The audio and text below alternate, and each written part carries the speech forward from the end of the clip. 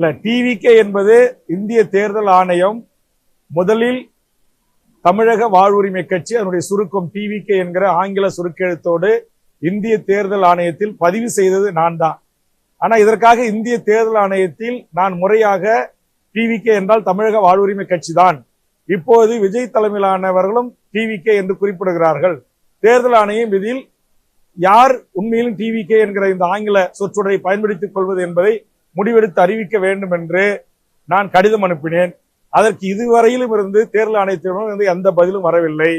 இப்போதுதான் தெரிகிறது தேர்தல் ஆணையம் டிவிகே என்றால் அது விஜயா அல்லது வேல்முருகன் தலைமையிலான தமிழக வாழ்வுரிமை கட்சியா என்பதை இறுதியிட்டு எனக்கான உத்தரவை வழங்காமல் இருப்பதனுடைய பின்னணி எல்லாம் இப்போதுதான் கொஞ்சம் கொஞ்சமாக வெளிவந்து கொண்டிருக்கிறது.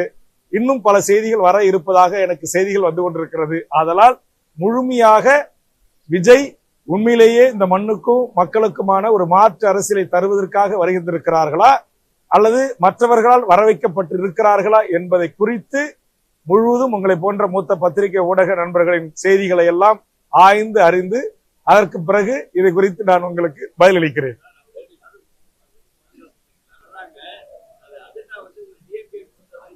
அது எப்படி திமுக வேல்முருகன் வளர்வதற்கா வழிவகைத்து காணும்?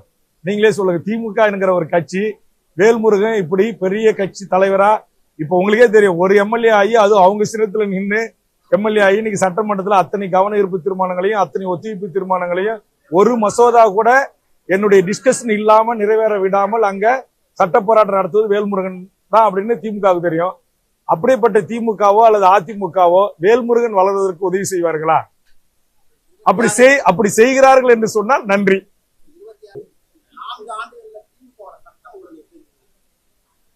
என்னை பொறுத்தவரையில் இப்போது நடந்து வருகிற 4 ஆண்டுகளில் நான் சொல்ல மாட்டேன். ஆனா சமீப காலமாக இந்த நாட்டில் நான் சொன்ன இந்த பாலியல் வல்லூர் பிரச்சனைகள் அதிகரித்து வருகிறது. இதை குறித்து கூட நான் சட்டமன்றத்தில் கேள்வி எழுப்பிய போது தமிழ்நாடு அரசு காவல்துறை போதிய விழிப்புணர்வுகளை வழங்குவதாகவும் அதனால் நிறைய இளம்பெண்கள் பாதிக்கப்படுகிற உடனுக்குடன் புகார் தருவதாகவும் அதனால் இந்த சம்பவங்கள் தற்போது பெரிய அளவில் பேசு பொருளாக மாறி இருப்பதாக என்னுடைய கேள்விக்கு ஒரு பதில் கிடைத்திருக்கிறது.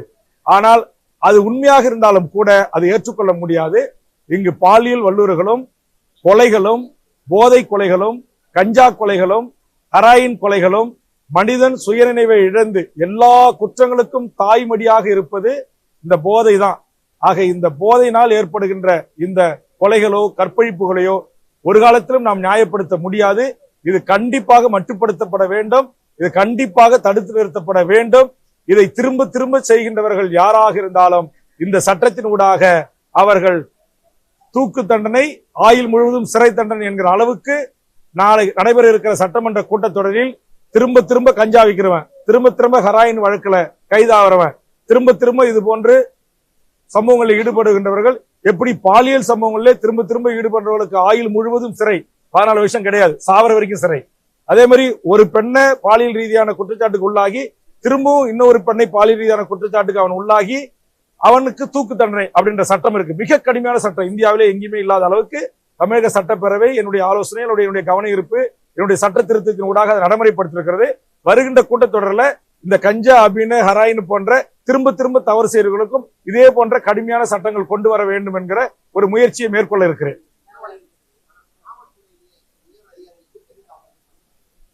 அவர்களும் குற்றவாளி தானே எஃப்ஐஆர் பிரகாரம், அதனால அவர்களுக்கு பொருந்தும்.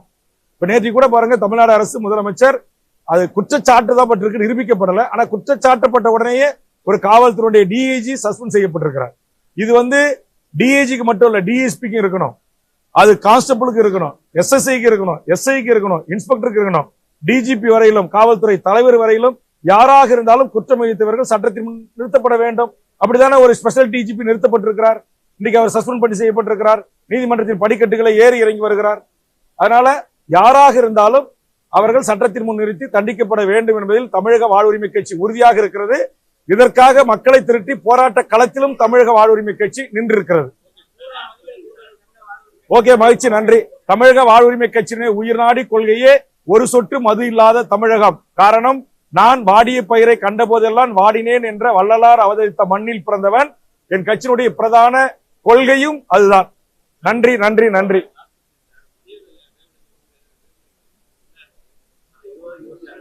யாருடைய வேலைன்ட்டு சார், நீங்க ஒரு மூத்த பத்திரிகையாளர். என்னுடைய அரசியல் பொதுவாழ்வு என்பது 45 ஆண்டு காலம். நான் தேர்தலில் 6 முறை சந்தித்திருக்கிறேன், 3 முறை வெற்றி பெற்றிருக்கிறேன். என் முன்னோர்கள் சுதந்திர இந்தியாவின் நாடாளுமன்றம் அமைவதற்கு, நேரு அவர்கள் பிரதமர் ஆவதற்கும் ஆதரவளித்து தனி கட்சி நடத்திய ஒரு பாரம்பரியமிக்க பின்னணியிலிருந்து நான் வந்தவன். பெருந்தலைவர் காமராஜர் அளவில் 25 வயதில் அமைச்சராக இருந்த போராக என்னுடைய தாய் மாமன். ஒரு பாரம்பரியமிக்க அரசியல் குடும்பத்திலிருந்து தமிழ்நாட்டின் அரசியலை சீர்படுத்துவதற்கு, ஒழுங்குபடுத்துவதற்கு போராட்ட களத்தில் நின்று போராடி கொண்டிருப்ப ஒருவனை ஒரு திரைத்துறையின் புகழ் வெளிச்சத்தோடு மட்டுமே கோடிக்கணக்கான லட்சக்கணக்கான இளைய தலைமுறை, புரிதல் இல்லாத இளைய தலைமுறையின் மனங்களை வென்ற ஒருவரோடு ஒப்பிட்டு கேள்வி கேட்பதில் எனக்கு உடன்பாடு இல்லை.